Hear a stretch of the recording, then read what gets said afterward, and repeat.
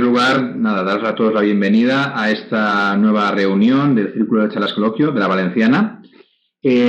Antes que nada, recordar que las charlas van dirigidas a profesional médico, especialmente dermatólogo y otros profesionales del ámbito médico. Y con todo ello, bueno, pues para mí es un placer el poder presentaros a los dos ponentes de hoy. Son dos fantásticos dermatólogos, geniales personas, de hecho los conocéis a ellos y para mí son grandes amigos. El doctor Onofre San Martín y la doctora Ana Molina. El doctor San Martín, Onofre, como lo conocéis todos, es un dermatólogo de amplia experiencia en oncología, que voy a decir yo, me he formado con él y además es una persona que es reconocida a nivel nacional e internacional en el campo de la oncología y nos va a hablar de un tema realmente interesante como es, bueno, en este caso, algo que hemos sufrido todos durante estos meses de COVID, como, bueno, pues qué situación se ha producido a nivel de la dermatología oncológica dentro de esa temporada COVID. Y posteriormente, la doctora Ana Molina, que también todos conocéis perfectamente, dermatóloga que trabaja en la Fundación Jiménez Díaz, también especializada en oncología, en este caso en el campo de melanoma, y que sobre todo, bueno, pues ahora mismo es una persona de referencia, el líder de opinión, ha sido capaz de extrapolar toda la parte científica que muchos de nosotros contamos en diferentes reuniones al ámbito más popular. Ha sido capaz de acercar nuestra dermatología a través de las redes sociales a, bueno, pues a la población general y eso pues ha hecho que se haya convertido en una verdadera, bueno, instagramer en el campo de la dermatología. En su charla nos va a dar una serie de trucos y nos va a explicar el por qué esta línea de trabajo puede ser interesante para muchos de los dermatólogos que estamos escuchando esta charla de hoy. Así que, en primer lugar, agradeceros que estéis aquí y pasaros el turno a vosotros. Onofre, cuando quieras. Quiero empezar agradeciendo a Antonio su presentación, sus palabras y a Enrique Jimeno su invitación para participar en esta sesión clínica de la sección territorial valenciana. Y también pues es un placer muy grande estar teniendo de coponente a Ana, que seguro que lo va a hacer mucho mejor que yo y con temas muy, muy interesantes también. A mí me planteasteis, Antonio, que habláramos de lo que todos estamos viendo ahora, que es la situación que nos ha supuesto la pandemia COVID con respecto al tratamiento del cáncer cutáneo, ¿no? Y en este aspecto, pues vamos a hablar un poco de cosas que todos, que forman más bien parte del sentido común que de la atención clínica diaria. No hay que recordaros que la pandemia COVID ha supuesto un cambio brutal en la socialización y en la forma de atender a los pacientes. Se ha producido una reducción dramática de todos los recursos sanitarios dedicados a la dermatología oncológica. Se ha producido también pues, una modificación en la forma de ver a los pacientes, especialmente aquellos que tienen cáncer. Eso ha llevado a que determinadas sociedades científicas hayan publicado modificaciones en las guías terapéuticas para adaptar a esta falta de recursos sanitarios el tratamiento más adecuado a los pacientes. Y simplemente lo que quiero con esta presentación es ver de qué forma podemos llegar a un equilibrio en lo que sería el tratamiento de una enfermedad potencialmente agresiva o potencialmente mortal y el riesgo de transmitir el virus COVID-19 bien a pacientes o bien al staff médico y de enfermería que está tratando a estos pacientes. Y esto lo vamos a hacer revisando, para que tampoco se haga muy largo, estos 3 puntos, ¿no? ¿Qué impacto está teniendo la pandemia COVID en el pronóstico del cáncer cutáneo? ¿Cómo podemos controlar la transmisión del COVID en la atención en la dermatología oncológica, tanto al personal sanitario como entre los propios pacientes? Y qué ha supuesto en cuanto a modificaciones temporales en las guías de tratamiento del cáncer cutáneo. Bueno, el paciente que tiene una lesión potencialmente maligna en la piel, en muchas ocasiones tiene miedo de acudir a los centros sanitarios por culpa de la pandemia. Existen un grupo de pacientes y existen diferentes trabajos que así lo demuestran, que tienen miedo a acudir al centro sanitario porque piensan que ahí pueden adquirir la infección, que puede ser más grave la infección que el tumor que tiene. Tenemos que pensar que la mayor parte de los cánceres cutáneos afectan precisamente a pacientes ancianos, muchos de ellos institucionalizados en residencias, que además con los protocolos actuales obligan a tener cuarentenas de 2 semanas después de haber salido de la residencia, con lo cual se resisten muchas veces a salir. Se han cerrado los centros de atención primaria, no atienden a pacientes, se hace atención telefónica. Hemos perdido gran número de dermatólogos porque se han dedicado a atender patología COVID. Hemos perdido las consultas de especialidades en muchos centros de especialidades. Hemos perdido la gran mayoría de los quirófanos. Ahora mismo en Valencia, pues no tengo que recordaros que la mayor parte de los centros hospitalarios han suspendido la actividad quirúrgica por el impacto de la pandemia. La mayor parte de los quirófanos han sido convertidos en unidades de UCI y eso ha producido pues una gran reducción en la capacidad de tratar el cáncer cutáneo, ¿no? Al mismo tiempo, en pacientes con tumores localmente avanzados, pues no existe tampoco la disponibilidad de realizar pruebas de imagen para estadificarlos. Eso va a condicionar, y eso no hay que... todos tenemos la intuición de que va a producir un retraso en el diagnóstico y, por lo tanto, un retraso en el tratamiento del cáncer cutáneo y eso va a implicar un empeoramiento del pronóstico. Y esto es un ejemplo. De verdad que no he seleccionado. He entrado en iCloud, son las fotos que yo tengo de los pacientes de este último mes de enero. Estos son los pacientes que ahora mismo estamos recibiendo en el IVO. Sabéis que están remitiendo patología oncológica y estos son carcinomas epidermoides, que son el tipo de tumor que estamos viendo ahora mismo. Estos son todo cánceres, como veis, localmente avanzados que van a requerir y que suponen una dificultad importante en el tratamiento. Este paciente, por ejemplo, el paciente joven, por no haberse podido realizar una prueba de imagen a tiempo, tiene este carcinoma epidermoide con invasión perineural que ha llegado hasta el seno cavernoso. Volvemos a ver melanomas vintage, melanomas que hacía muchísimo tiempo que no veíamos, ¿no? Esto es un dermatofirosarcoma que ha infiltrado el tendón rotuliano. Este es un paciente con un dermatofirosarcoma que ha infiltrado el cordón espermático y vasocelulares realmente grandes que se han presentado en pacientes porque tienen miedo a acudir al médico o porque no han podido acceder a una consulta de especialidad. Y esto ya fue alertado en esta publicación que realizó el doctor Tejera. En esta publicación analizó el impacto pronóstico que puede tener retrasar el diagnóstico o el tratamiento en pacientes con melanoma o en pacientes con carcinoma epidermoide. En este trabajo, que se hizo sobre 200 carcinomas epidermoides y 1000 melanomas, se calculó de forma virtual la curva de crecimiento exponencial para cada uno de los dos tipos de tumor, para el epidermoide y para el vasocelular. Se veía cómo el tumor iba a ir creciendo, ¿no? Y se vio que los carcinomas cutaneos de alto riesgo pasaron del 41% a una estimación del 58, 70 y 72% tras 1, 2 o 3 meses de retraso quirúrgico. Es que pasamos de un 41% de carcinomas de alto riesgo a un 72% en la cohorte. Y con respecto al melanoma, 3/4 partes de lo mismo. Los melanomas de más de 6 milímetros de Breslow pasaron del 6,9 en el grupo inicial hasta un 30% de los casos en el crecimiento que se podía pronosticar que iba a tener estos tumores. Aquí lo veis, esta es la curva de posible crecimiento de los carcinomas epidermoides, de forma que un tumor que se retrasa en el diagnóstico va a crecer de forma exponencial, mucho más rápido y se va a convertir en un tumor localmente avanzado o en un melanoma ultra grueso.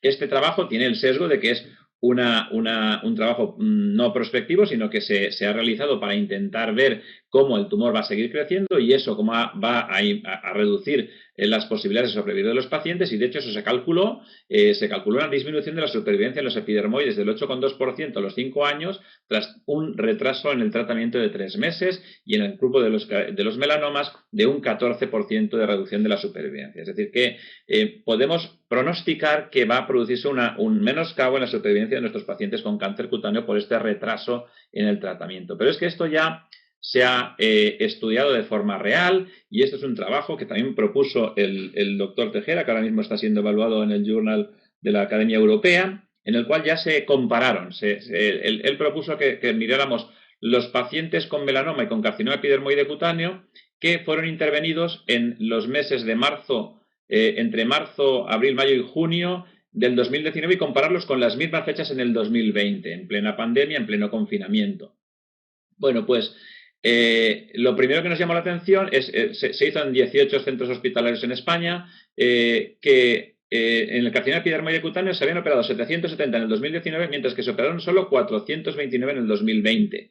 Y se pudo ver que había un aumento significativo de las lesiones en el 2020. Había aumentado el número de tumores de más de 4 centímetros, el de T3, y había aumentado sobre todo, el número de pacientes con adenopatías, con enfermedad ganglionar. Y tener en cuenta que este estudio se realizó por premuras y por intentar hacerlo rápido en un periodo en el cual posiblemente el retraso diagnóstico aún no lo habíamos acabado de ver, porque estábamos en pleno inicio del confinamiento. Se estaba empezando a retrasar el acceso de los pacientes a los hospitales. Posiblemente ahora, si este estudio se repitiera ahora, los resultados serían mucho más demoledores. Y eso viene acompañado también de una reducción en las posibilidades de que los pacientes puedan curarse de estos tumores, ¿no? De forma que en el melanoma se demuestra exactamente lo mismo, que hay un incremento de los melanomas gruesos con respecto al 2019 en el 2020, incluso habiendo muchos menos pacientes con melanoma operados, con lo cual hay pacientes con cáncer cutáneo que no han conseguido acceder a los servicios de dermatología para ser tratados. Esa sería la primera reflexión que tenemos que tener. Esto debe de ser solucionado porque va a producir una mortalidad muy importante. El segundo punto que quería comentaros es cómo vamos a controlar la transmisión del COVID en la atención de dermatología oncológica. Ya sabéis que para que un paciente acceda al tratamiento quirúrgico en el hospital, esto se ha implementado prácticamente en todos los centros de España, porque existen diferentes sociedades científicas o organismos como la CDC, incluso la OMS, como la ESMO, como la Sociedad de Enfermedades Infecciosas de América, que recomiendan que a los pacientes con un cáncer, no ya cutáneo, sino un cáncer de cualquier localización, antes de ser intervenidos, pues se les realiza una encuesta telefónica para descartar que no haya tenido contacto con un paciente COVID y que no tenga sintomatologías relacionadas con la enfermedad, y al mismo tiempo se realiza una PCR que en algunos centros es 72 horas antes de la realización de la cirugía y en otros centros es 48 horas antes, dependiendo de la disponibilidad. Cuando esa PCR es negativa, el paciente es tratado. Y lo que quiero es que reflexionemos un poco de qué estamos haciendo, o qué significa esta práctica, porque puede tener consecuencias nocivas en dos aspectos, ¿no?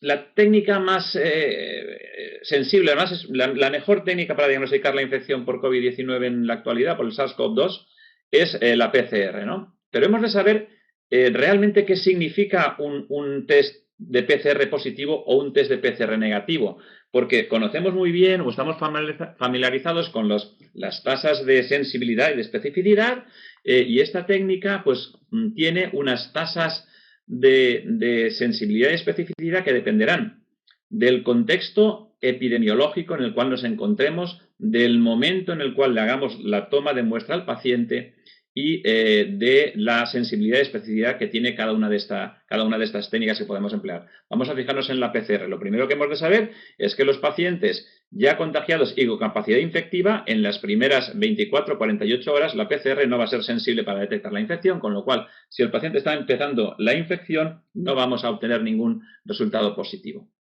Y lo que es importante en estas pruebas, aparte de conocer su sensibilidad, que en el caso de la PCR en las mejores series se alcanza un 80%, con una muy buena especificidad, que sí que es más del 90%, pues que para la práctica diaria nos interesa no tanto su sensibilidad y su especificidad como conocer el valor predictivo positivo y el valor predictivo negativo. Y esto es lo que quiero que reflexionemos en esta diapositiva.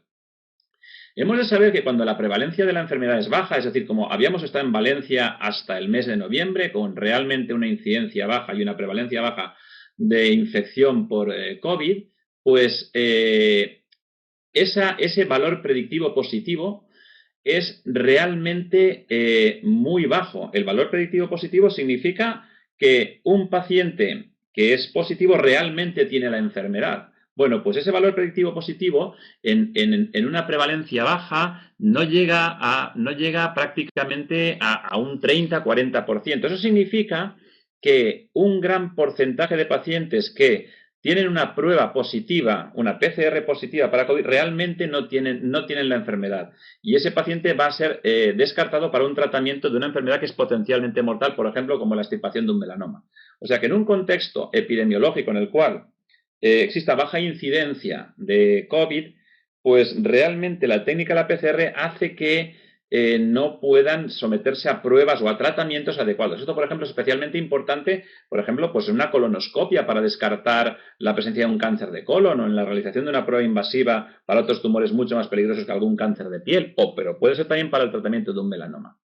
Y el contexto epidemiológico en el que nos encontramos en la actualidad, cuando la prevalencia de la enfermedad es alta, el valor predictivo negativo es bajo, ¿eh? Es decir, que implica que ese valor predictivo negativo, que significa que si realmente la PCR es negativa, el paciente no tiene la enfermedad, bueno, pues con una prevalencia muy alta, ese valor predictivo negativo no está alcanzando el 90% de los pacientes. Eso quiere decir que de cada 100 PCRs que hagamos negativas, más o menos estamos metiendo en el momento actual 2-3 pacientes en el quirófano que sí que tienen el virus en su orofaringe y que sí que van a transmitir la enfermedad. Es decir, que hemos de tener en cuenta que la práctica de la PCR no es dogma, no es una cosa que tengamos que tener clara que nos está previniendo de la posibilidad de transmisión en el medio hospitalario, y especialmente cuando operamos áreas de la cabeza, que es donde se encuentran la mayor parte de los cánceres cutáneos, una PCR negativa en el momento en el cual estamos actualmente en Valencia, ni mucho menos descarta que el paciente tenga COVID. De hecho, calculad que de cada 100 pacientes que estáis viendo en la actualidad con PCR negativa, estáis viendo a 2 que tienen el COVID en su garganta. Bueno, ¿esto qué quiere decir? Bueno, pues que quizás nos tendríamos que plantear en contextos de baja prevalencia de la enfermedad, realizar una PCR antes de realizar una intervención sobre un paciente. Y en contextos de alta prevalencia, no creernos un resultado negativo a pies juntillas. Y eso nos obliga a protegernos adecuadamente. Es lo que se ha llamado precauciones mejoradas, que incluso en pacientes que tengan una PCR negativa debemos emplear cuando los estamos tratando quirúrgicamente. Hemos de emplear mascarillas de alta protección, de alto filtraje, como las FFP2, y hemos de recordar, y eso es algo que no estoy viendo con la suficiente frecuencia, protegerse bien la cara y los ojos porque es otra fuente de contagio. Por lo tanto, debemos mejorar nuestra protección a la hora de atender a estos pacientes, y se ha demostrado ya científicamente que la adopción de estas medidas reduce de forma significativa el contagio entre profesional sanitario, ¿vale? Esto lo hemos hecho todos, hemos de modificar nuestra forma de atender a los pacientes, bueno, hemos de hacer triaje telefónico, se ha puesto mucho más utilidad y énfasis en la teledermatología, hemos de evitar demoras en la consulta, no vale tener las salas de espera llenas, hemos de reducir el número de acompañantes, hemos de reducir que los pacientes puedan estar deambulando por la sala de espera, hemos de evitar que existan revistas o cosas que puedan compartir los pacientes, y hemos de recordar esa protección mejorada empleando en la cirugía facial mascarillas de alta protección y gafas protectoras. Y luego la técnica quirúrgica, pues hemos de recordar que no cuesta nada emplear una sutura reabsorbible para evitar visitas del paciente para retirar de sutura y realizar consultas telefónicas o teledermatología para el control postoperatorio. ¿Y cómo está modificándose en la actualidad con los recursos sanitarios que disponemos en Valencia, o qué se puede hacer o cómo podemos modificar la atención para adecuarla a la disponibilidad que en la actualidad tenemos? Bueno, pues aquí tenéis una tabla que resume algunas de las actitudes que se pueden hacer con respecto a los pacientes con melanoma, por ejemplo, ¿no? Bueno, pues en una situación en la que estamos ahora, que están restringiéndose las visitas a los centros de especialidades, que solamente se puede ir a acudir al hospital para tratamiento quirúrgico, los pacientes con melanoma lo que se aconseja con ellos es hacer una extirpación con un margen de al menos de 2 milímetros en el momento del verlos. No deberíamos demorar en los pacientes COVID negativos, con una PCR negativa, y en los pacientes que ha salido positiva, pues valorar el tratamiento, si se dispone de quirófano COVID, lógicamente. Si se trata de lesiones planas, quizás podamos demorarlas unas semanas, pero si se trata de una lesión ya tiene crecimiento nodular o fase de crecimiento vertical, deberíamos de intentar conseguir operarlos. Lo que es la ampliación, lo que es la aplicación de biopsia del ganglio centinela, se puede demorar 3 meses en pacientes con contexto positivo. Incluso en la actualidad, cuando no se dispone de quirófano, no pasa nada por retrasar una ampliación de un melanoma ya extirpado con márgenes negativos, junto con la realización de la biopsia del ganglio centinela, 3 meses. Está autorizado por diferentes guías y no estamos disminuyendo de forma significativa las posibilidades de que el paciente salga adelante. El tratamiento adyuvante sistémico, bueno, pues en los pacientes COVID negativo con PCR negativa, pues no se debería demorar. En los pacientes COVID positivo, además, suele estar contraindicada la utilización de estos tratamientos adyuvantes, con lo cual hay que esperar a la resolución del proceso. El tratamiento sistémico de las metástasis, bueno, pues las metástasis de melanoma, en el caso de, vale lo mismo que con el tratamiento adyuvante. Y en cuanto al seguimiento, en principio se puede intentar hacer un seguimiento mediante teledermatología en la mayor parte de los pacientes con melanoma. En los casos de los carcinomas epidermoides, la primera visita para diagnosticar un carcinoma epidermoide cutáneo de alto riesgo tiene un impacto pronóstico alto. Por lo tanto, los pacientes deben ser valorados, deben ser vistos, especialmente si son COVID negativos. Y en el caso de que sean COVID positivos, bueno, pues en ese caso podamos valorarlos mediante teledermatología para decidir si se debe realizar el tratamiento quirúrgico de la lesión. La cirugía no debería ser demorada en los epidermoides, deberían ser tratados quirúrgicamente, pero todo lo que son los tratamientos adyuvantes después de una PCR negativa, quizás no deberíamos demorarlos en los pacientes COVID negativos, pero sí en los pacientes COVID positivos. Por lo que representa a los carcinomas vasocelulares, el impacto en la demora en el diagnóstico no es tan alto como con los otros dos tumores anteriores, por lo tanto se podría retrasar, y de hecho en la actualidad pues ya hay diferentes centros que pueden demorar la atención de un vasocelular 3 meses sin que eso provoque una disminución importante en las posibilidades de estos pacientes. Con respecto a la cirugía, pues lo mismo, ¿no? Se puede retrasar esa cirugía, lo mismo con los tratamientos de radioterapia o tratamientos sistémicos en los pacientes. Y en este sentido os quiero llamar la atención las posibilidades, y yo creo que esta es una cosa que muy posiblemente ha llegado para quedarse, que es la utilidad de los comités de tumores de carácter virtual, de carácter telemático. Esto va a permitir la interacción entre diferentes centros hospitalarios. Podemos o se tienen que intentar crear comités de tumores de expertos que puedan reunirse de forma telemática. Podemos contar con expertos en La Coruña o en Madrid y otro en Andalucía que se puedan presentar casos a comités de tumores que puedan dar un asesoramiento, una atención un poco especial en casos especialmente complejos. Y de hecho, en el GEDO, que es una de las iniciativas que estamos poniendo en marcha en estos momentos, intentar constituir un comité de tumores dermato-oncológico para poder proporcionar asistencia a compañeros que en sus centros hospitalarios, por su pequeño tamaño, porque no existe la disponibilidad, se puedan poner en contacto para consultar casos o decidir tratamientos más adecuados en estos pacientes.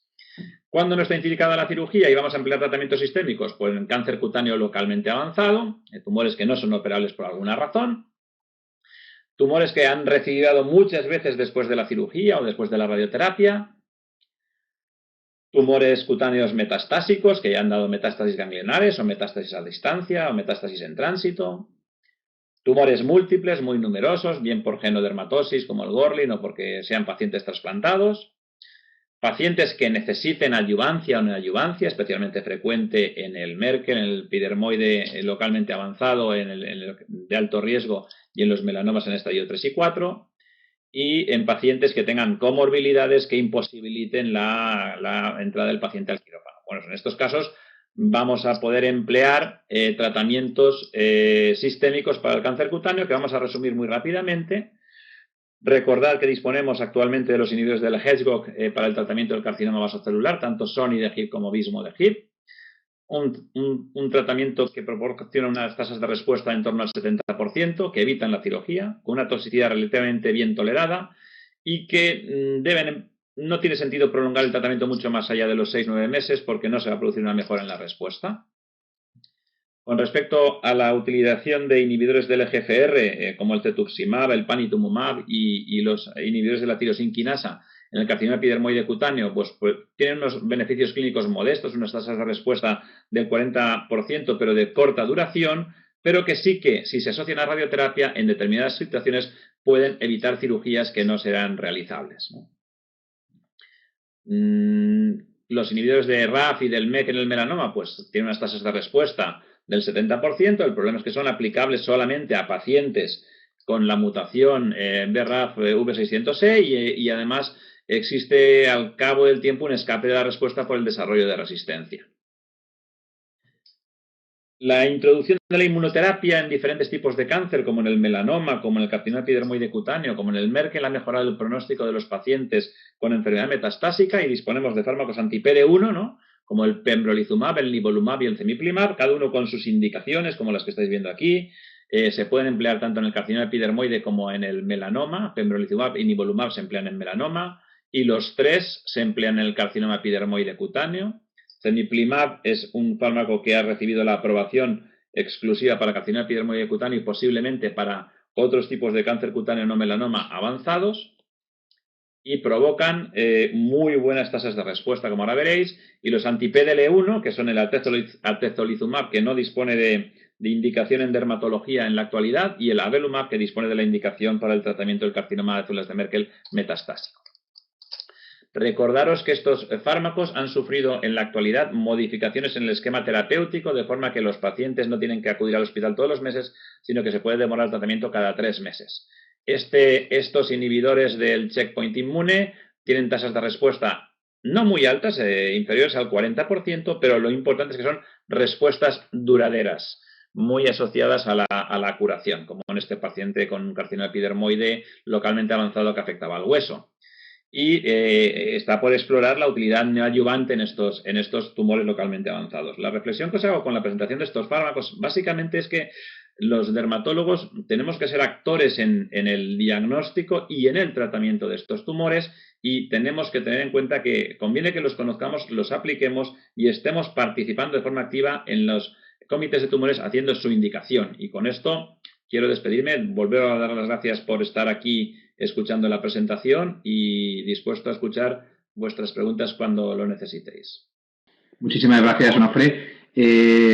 Al final de las 2 presentaciones tenemos tiempo para hacer las preguntas que queráis, ¿de acuerdo? Tenéis ahí en la aplicación la posibilidad de lanzar las preguntas y, como os comentaba, al final de las presentaciones las resumiremos y nuestros ponentes nos las responderán. Y sin perder más tiempo, le doy la palabra a Ana Molina.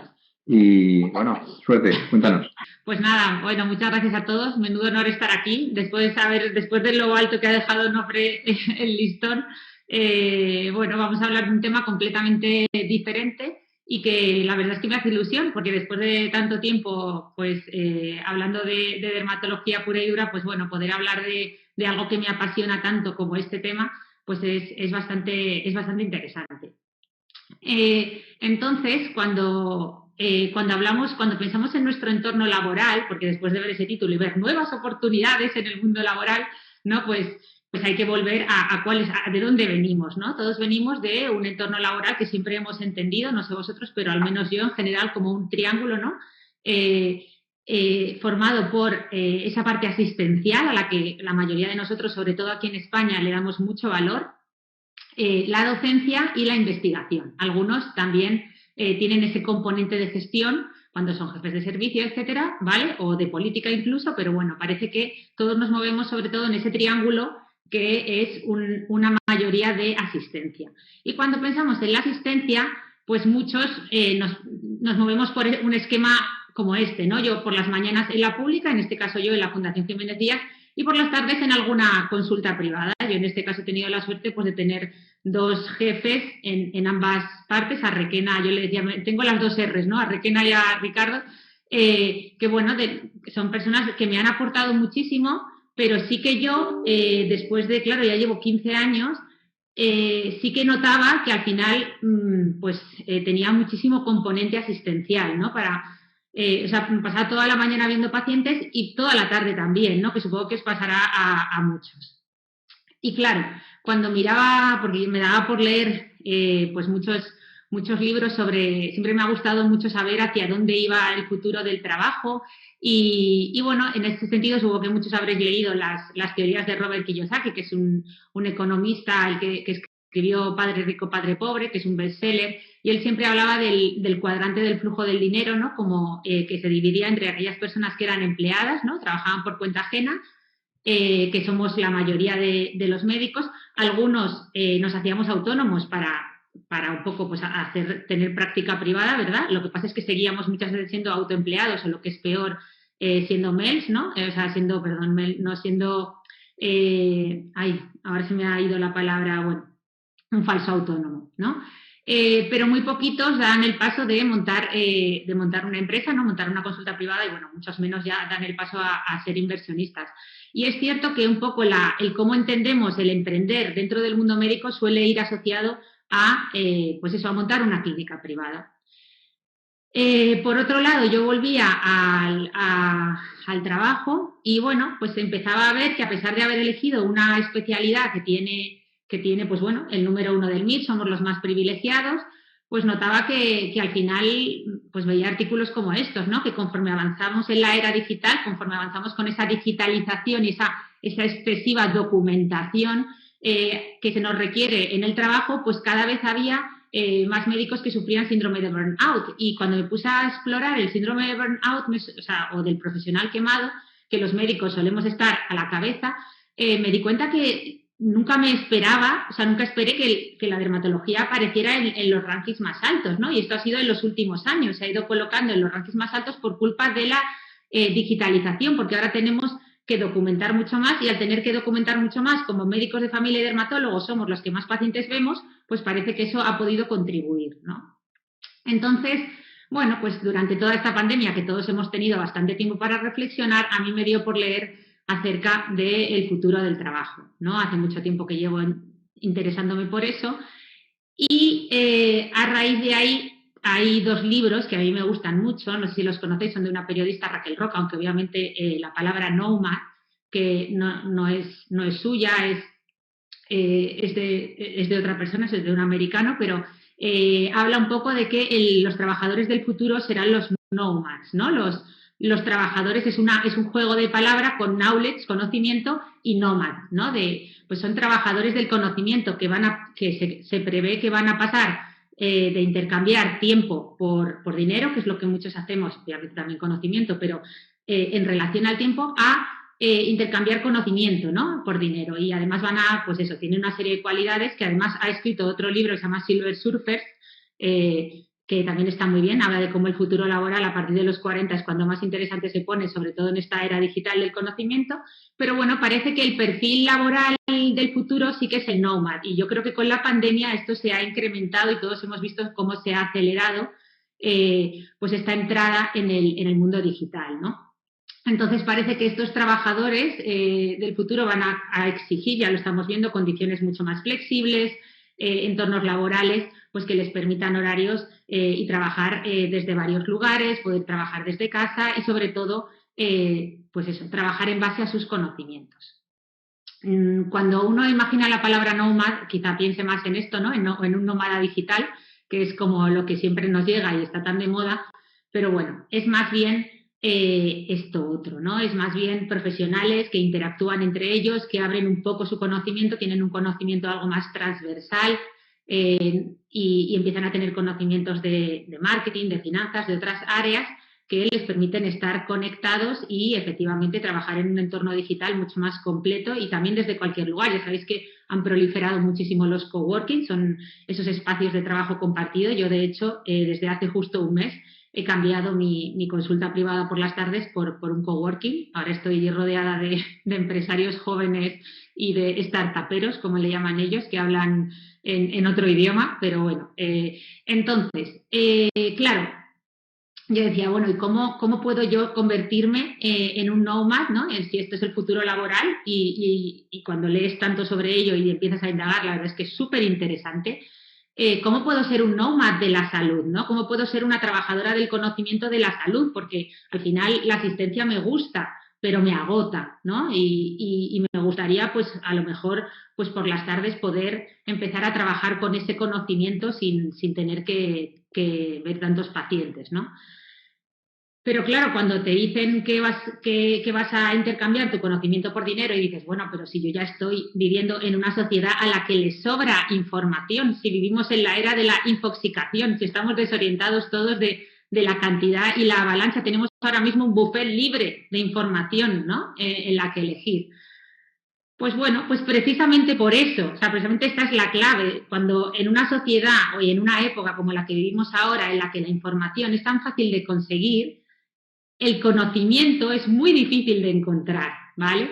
Y es lo que la gente necesita conocimiento, necesita figuras de autoridad, necesita gente en la que pueda confiar y gente que realmente vaya a dar ese conocimiento de una forma estructurada, ¿no? Y sean fuentes fiables. De hecho, hace poco publicaba este post de influencia sin ciencia, porque, pues efectivamente, en el mundo de la dermatología, cuando uno abre las redes sociales, todos sabemos que es una especialidad muy golosa en el sentido de que tiene mucha relación con el mundo de la belleza, el cuidado personal. Es una de las especialidades que permite hacer mucha más divulgación, pero, sin embargo, la mayoría del contenido que yo me encontraba sobre el cuidado de la piel en redes sociales y otras plataformas no venían de dermatólogos, ¿no? Venían de otros profesionales que no eran profesionales del cuidado de la piel. Y esto no lo digo solo yo, sino que hace muy poquito, hace escasamente 2 meses, también se dio cuenta, pues, y fue publicado en la revista americana de dermatología, ¿no? Con este título, Dermatology Without Dermatologists. Analizaban un poco todo el contenido de divulgación que había sobre la piel y llegaban a la conclusión de que solo el 4% de ese contenido provenía realmente de figuras de autoridad y de dermatólogos. El resto no tenía nada que ver con dermatólogos. Y además muchas veces asociado a contenido promocional y a tratamientos, con lo cual, pues bueno, pues esto podría ser ya incluso peligroso para los pacientes. Y entonces empezamos, junto con otros compañeros de la divulgación, un movimiento que era, pues eso, influencia, conciencia o, para decirlo de otra manera más divertida, influencers, ¿no? Es decir, vamos a intentar que toda esta influencia realmente tenga una base científica y que venga de la mano de personas, pues ahí tenéis en la fotografía a Boticaria García, que es farmacéutica, Aitor Sánchez, que es nutricionista, Débora García Bello, que es química, estoy yo también, es decir, una serie de profesionales que divulgamos con un contenido científico detrás, ¿no? Y que es lo que tenemos que intentar llegar a la población general. Es más, algo que yo pensaba que era solo divulgativo, poco a poco empecé a conocer lo que es la medicina narrativa, es decir, sanar o curar y ayudar a nuestros pacientes también a través de la narración, a través del storytelling famoso, ¿no? Que está tan de moda, a través de contar historias. Eso que todos hacemos en la consulta, al final todos estamos contando muchas cosas sobre la dermatitis atópica, les ponemos ejemplos, lo repetimos una y otra vez, puede llegar a mucha más gente si lo hacemos de una forma más estructurada y además teniendo en cuenta el momento en el que estamos en cuanto a repercusión, con esta democratización que tenemos ahora mismo del conocimiento, ¿no? Que nos permite llegar a muchas más personas. Entonces, bueno, yo poco a poco empecé a apostar a tener menos asistencia, también menos investigación y docencia. Y dije, mira, me voy a dar un año y voy a ver si puedo apostar por la divulgación, ¿no? Y bueno, empecé a divulgar en medios tradicionales, pues en Cuestión de Piel, que es un espacio que tengo en Radio Nacional, en algunos formatos televisivos y, como no, en formatos más innovadores, como son las redes sociales, que es por lo que supongo estoy aquí hoy, porque al final parece que tienen un altavoz mucho mayor, ¿no? Y parece que llegan a muchas más personas. Y hasta aquí os cuento un poquito mi historia, porque ahora cambiamos de tercio y hablamos un poco del personal branding, ¿no? La famosa marca personal, porque sé que muchos de vosotros me escribís continuamente y me preguntáis. El otro día me escribía una compañera maxilofacial: oye, Ana, quiero empezar a aparecer en prensa, quiero trabajar mi marca personal. Bueno, pues la marca personal, al final, antes sí que se hablaba de este esquema, que todos habréis leído alguna vez, lo que era ser una marca blanca frente a tener marca personal, ¿no? Pues eso, y con todos los beneficios que tenía tener una marca personal, pero ahora con la era digital ya sabemos que prácticamente todos tenemos marca personal, ¿vale? No nos escapamos ninguno, hasta por lo que hacemos como por lo que dejamos de hacer. Al final somos la marca, somos nosotros, todos somos una marca personal, y entonces tenemos que aprender a gestionarla, ¿vale? Los médicos tenemos una marca personal muy de autoridad, ¿vale? Porque al final está, por ejemplo, Eli Romero, que es una periodista especializada en trabajar la marca personal de cara a los medios tradicionales, ¿no? La podéis encontrar en redes sociales. Y en una charla que dio, que yo asistí, claro, yo le hice una pregunta y le dije, bueno, Eli, está muy bien esto de salir en medios tradicionales. A mí me escriben continuamente, como a todos mis compañeros dermatólogos, nos escriben de diferentes medios de vez en cuando. Digo, pero yo al final veo que esto tiene poca repercusión. Yo le veo más repercusión, digo, a lo mejor llega fulanita de los palotes, me nombra en sus redes sociales y parece que tiene mucha más repercusión y mucha más visibilidad, ¿no? Y me decía, bueno, ya, pero es que una cosa, o sea, hay que entender cómo posicionarte, si te quieres posicionar como una figura de autoridad o simplemente quieres visibilidad.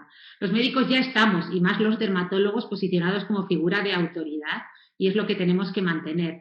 Lo que pasa es que no está de más, además, añadirle a esa figura de autoridad mucha visibilidad a través de todos esos medios que tenemos ahora para hacerlo, ¿vale? Con lo cual está muy bien seguir saliendo en los medios tradicionales.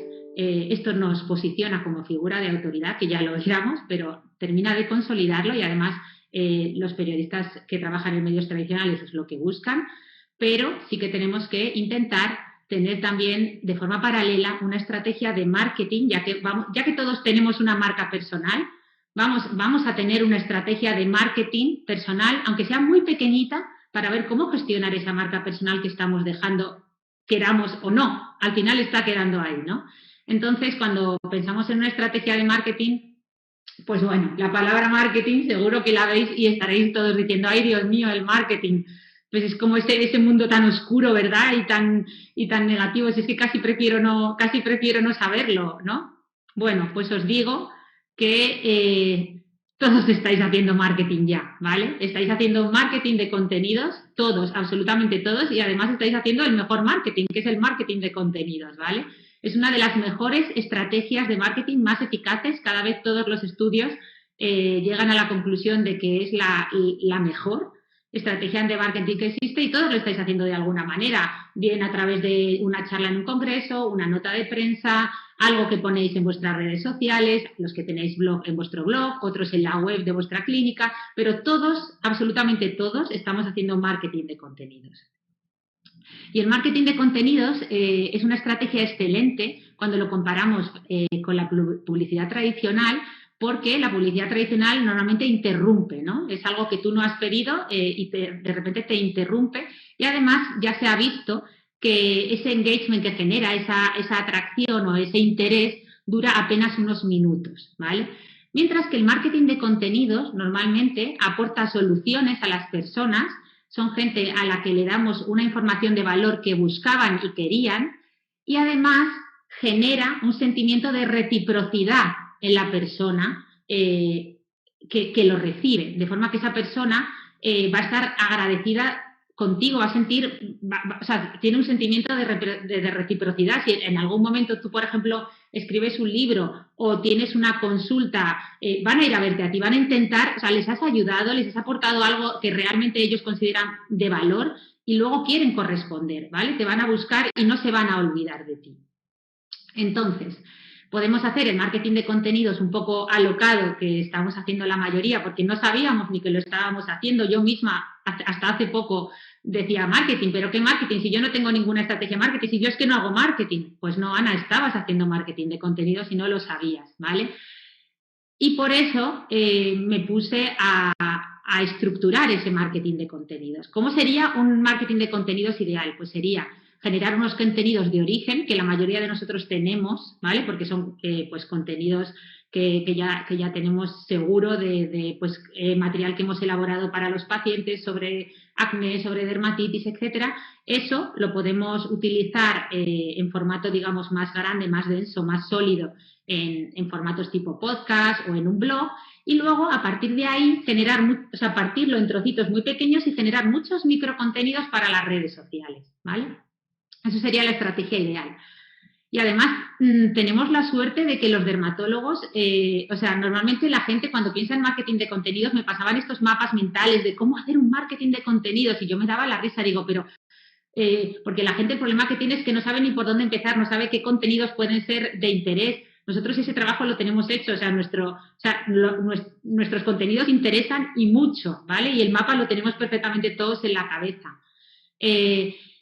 Y entonces, muchos diréis, vale, pero ¿por dónde empiezo? Yo no voy a empezar escribiendo un libro o teniendo un blog o no me voy a abrir un podcast, ¿vale? Es verdad que la forma más fácil de empezar, sin duda, es a través del maravilloso y odiado mundo, esa relación amor-odio de las redes sociales, ¿verdad? Muchos pensaréis que yo, hace un par de años que abrí mi cuenta de Instagram y que eso fue, ¿no?, un poco cómo comencé en este mundo, pero yo ya había comenzado hace mucho tiempo de la mano de Juan Gavín y Aran Boada, hace ya casi 10 años, que empezamos a desarrollar la estrategia de marketing de contenidos para actas dermosifiliográficas. Nosotros éramos los pesados que creamos la página de Facebook, Twitter, LinkedIn, ¿no? y que os dábamos la brasa con esos artículos contándoos nuestros avances cuando aún esto del mundo 2.0 no existía, ¿no? Entonces sí que llevo una larga trayectoria y ahora que miro hacia atrás, por ejemplo, la estrategia que seguimos con Actas, que fue coger todas las redes sociales que había en ese momento, pues estar en todas, ¿no? Pues si ahora mirando hacia atrás, yo sinceramente, si fuera vosotros, porque supongo que los pocos que os queréis aquí escuchándome es porque algo mínimamente os interesa, sí que os recomiendo empezar solo por una red social o apostar por una, no hace falta estar en todos lados. ¿Vale? Obviamente tenemos Instagram, que ahora mismo parece la red social de moda, aunque esto va a cambiar, ya tenemos Clubhouse, algunas redes sociales de audio, pero bueno, quizá Instagram parece que es la que ha tenido mayor crecimiento en los últimos años, parece que nuestro cerebro procesa mucho mejor este tipo de contenido y genera mayor engagement, ¿no?, que otras. De hecho, cada vez los usuarios activos son mejores, o sea, son mayores, y parece que ahora mismo es la que tiene mayor proyección de futuro, aunque todos sabemos que esto va a cambiar. Si vamos a estar en una red social, por ejemplo Instagram o la que vayamos a elegir, es muy importante recordar que somos médicos, ¿vale? Y que el código deontológico, el juramento hipocrático y todo lo que utilizamos en nuestro día a día y en el hospital y en nuestras consultas se traslada a las redes sociales, ¿vale? Para los que queráis tener un manual de estilo, por fin tenemos un manual de estilo que elaboró el Colegio Oficial de Médicos sobre cómo hacer pues eso, cómo tener una cuenta profesional en redes sociales, ¿no? Y hay 3 aspectos muy, muy importantes que yo creo que son los más importantes, que son la publicidad, la exposición y las consultas. Diréis, bueno, la publicidad, ¿qué narices publicidad si yo no soy influencer, si yo apenas tengo seguidores, ¿no? Yo no voy a hacer publicidad.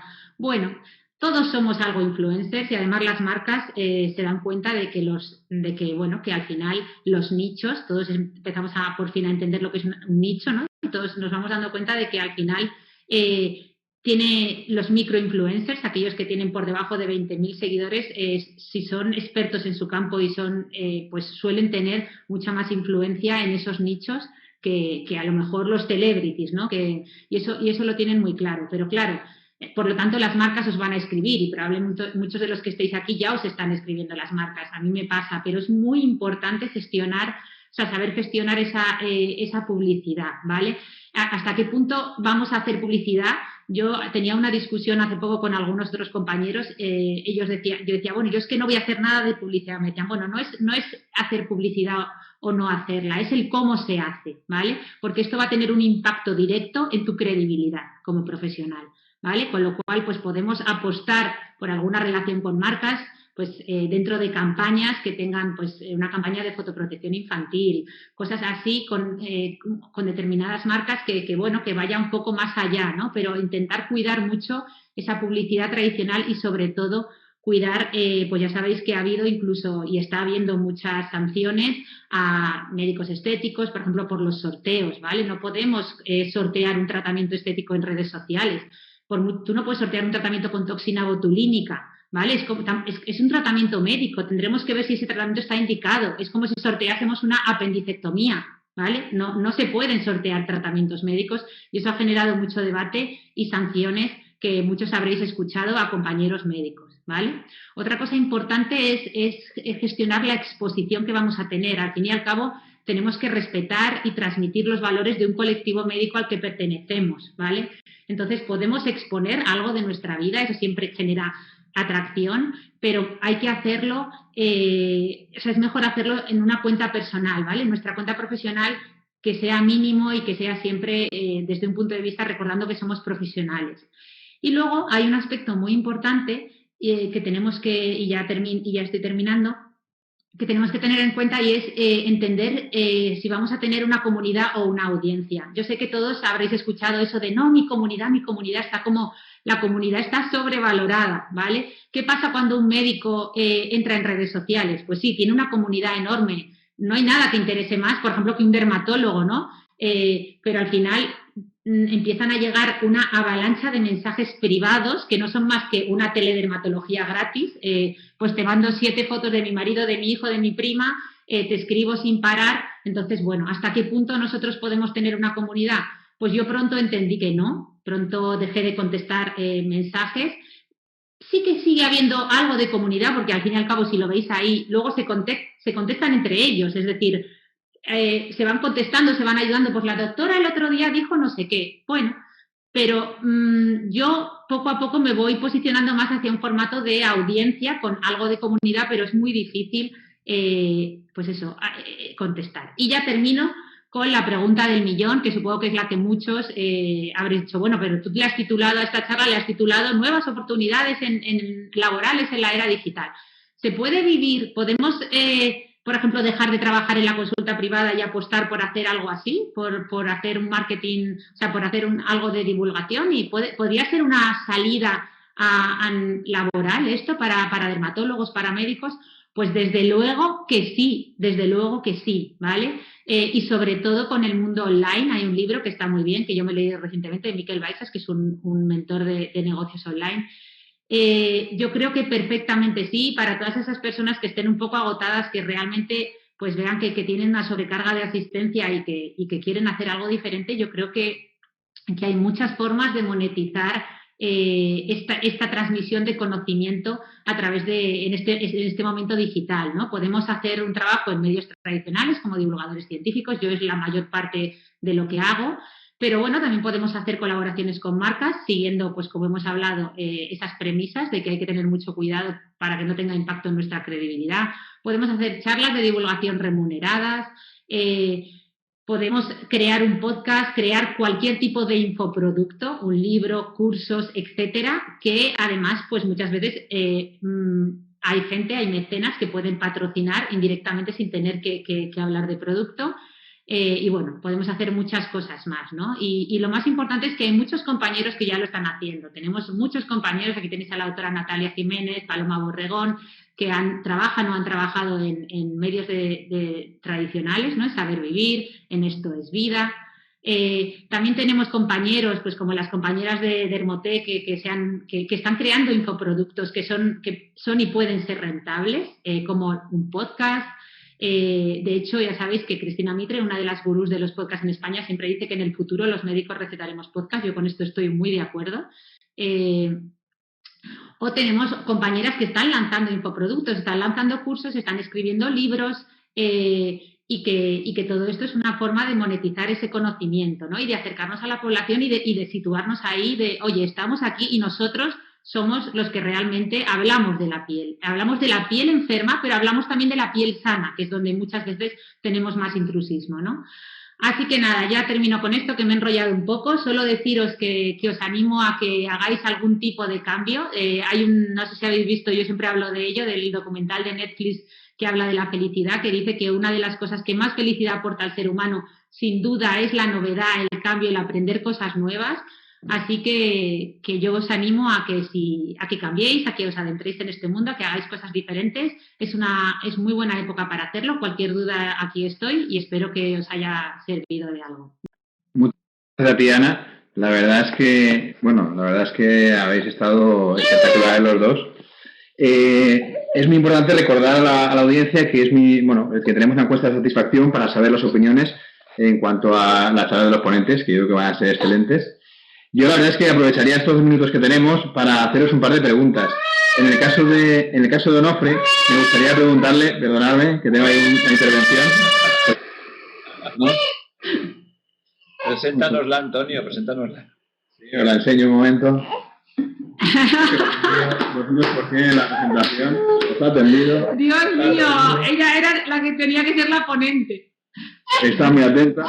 Entonces, os quería preguntar, perdonad un segundo, en el caso de Onofre, me gustaría preguntarte ¿cómo piensas que ahora, después de la época COVID, qué va a pasar con las consultas de oncología, ¿no? ¿Qué va a ocurrir?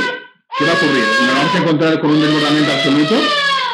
¿Nos vamos a encontrar con una situación que no vamos a poder manejar por todos esos pacientes? Porque al final, en oncología, esos pacientes que no han sido vistos durante la época COVID, vamos a tener que verlos. ¿Dónde están esos pacientes? Claro.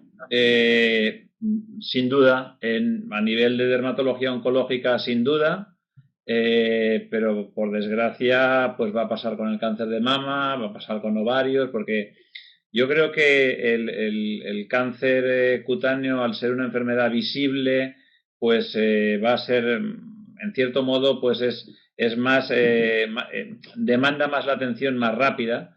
Pero yo me pregunto qué está ocurriendo con los cánceres de mama o con los cánceres de pulmón, que no están pudiendo acceder a consultar con rapidez. Entonces yo creo que sí, que de hecho ya hay varias alertas de la SEOM acerca de este problema que se espera, ¿no? Y que bueno, ya se está viendo. Yo realmente, el estudio que os comentaba que coordinó Antonio Tejera a principios de 2020, en la primera mitad de 2020 es cuando se hizo ese estudio, yo creo que si lo repitiera ahora, si ese mismo periodo de tiempo se miraran los pacientes con carcinoma epidermoide y con melanoma operados en la actualidad, veríamos ya el cambio, ya estaría llegando la ola. En aquel momento estábamos viendo cómo se empezaba a montar la ola, ya está llegando el tsunami, está empezando a llegar ahora. Entonces, desde luego, se va a producir una disminución en las tasas de curación del cáncer cutáneo y del cáncer en general por culpa de este retraso en el diagnóstico. Gracias, Nofre. Sí, la verdad es que todos estamos un poco preocupados en el hospital, ¿no? Respecto a eso. En cuanto a todo esto, ¿no? Yo creo que de todo lo que ha comentado Ana, yo creo que muchas veces los dermatólogos nos hemos quedado un paso atrás, ¿no? A la hora de divulgar, ¿no? Nos hemos convertido en dermatólogos de consulta y no hemos estado quizá mostrando al público realmente lo que hacemos, ¿no? Hay gente que dice que muchas veces es importante hacer, pero también que la gente sepa qué hacemos y traducirlo, ¿no? A la población. Y eso es algo que yo creo que en dermatología siempre ha faltado, ¿no? No sé qué opinas. Esa divulgación con palabras, siempre se ha dicho, oye, a un paciente hay que explicarle con palabras normales qué es una enfermedad o qué es un acto o sobre todo qué puedes conseguir, dejar de conseguir. ¿Tú crees que esto, bueno, yo creo que es importante, pero tú crees que esto va a ser un antes y un después, ¿no? Que va a haber muchos dermatólogos que se animen a utilizar las redes para explicar mejor a la población? Totalmente, de hecho ya lo veis que ya se está haciendo. Hay, sobre todo yo creo que eso que has dicho tú que está fenomenal, me ha encantado esa reflexión. Pasa mucho con el tema de la piel sana, se escucha mucho de, bueno, no, pero es que sí, si tienes algún tipo de patología tienes que ir al dermatólogo, pero bueno, es que la piel sana no la llevan los dermatólogos, ¿no? Como quien dice. Entonces, eso es lo que más pena te da, que nos han comido ese terreno de lo que es una piel sana, el mantenimiento y el cuidado de la salud de la piel, cuando los dermatólogos somos los encargados de la salud de la piel, ¿no? Entonces, recuperar eso, han surgido varias iniciativas de dermatólogos que tienen bastante presencia online. Estamos organizándonos en grupos, intentando pues eso, que el dermatólogo tenga esa presencia, que cuando se hable de piel, de belleza, de todo, de prevención de la salud y cuidado de la piel, se piense en el dermatólogo. Y sí, efectivamente nos queda una larga, pues, o sea, yo creo que están cambiando mucho las cosas, pero necesitamos, ya lo habéis visto, los últimos artículos de la revista americana de dermatología hacen hincapié en que no puede ser que del 100% del contenido que hay de piel en online, 4% provenga de dermatólogos. O sea, no puede ser. Tenemos que acercarnos, tenemos que suplir esa brecha que hay entre el conocimiento, la evidencia científica y el paciente, porque ahora el paciente está demandando otras vías de comunicación con sus profesionales, en este caso con los dermatólogos. Sí, yo a veces esto lo comentaba hace poco con un compañero del hospital, ¿no? Que a veces piensas si los fake news en el ámbito médico están relacionados con que el médico no se ha metido en esa red social para dar información veraz, basado en evidencia científica, ¿no? Entonces, quizá es el momento de que pues, dermatólogos con experiencia en sus respectivos campos empiecen a publicar información, porque esa información es algo que el paciente al final va a agradecer, ¿no? Va a agradecer porque va a recibirlo de manos expertas y, sobre todo, basado en una evidencia científica, evitando pues esas googleadas que te encuentras, ¿no? De curar melanoma, curar psoriasis, curar hidradenitis, todo se cura si tú lo buscas en Google, porque todo, según Google, tiene solución. La pena es que esa información pues suele engañar a muchos pacientes, suele costarle a esos pacientes dinero que a veces no tienen y, sobre todo, generación de expectativas que realmente no son las correctas, ¿no? Ya estamos, bueno, sabéis que estamos en tiempo. Para mí ha sido un placer estar aquí con vosotros. La verdad es que siempre se aprende mucho de vuestras presentaciones y, bueno, espero que nos veamos pronto otra vez físicamente y virtualmente tener la oportunidad de poder estar con vosotros y de poder escucharos otros temas que seguro que sean también de interés tanto para mí como para toda la audiencia. Muchísimas gracias.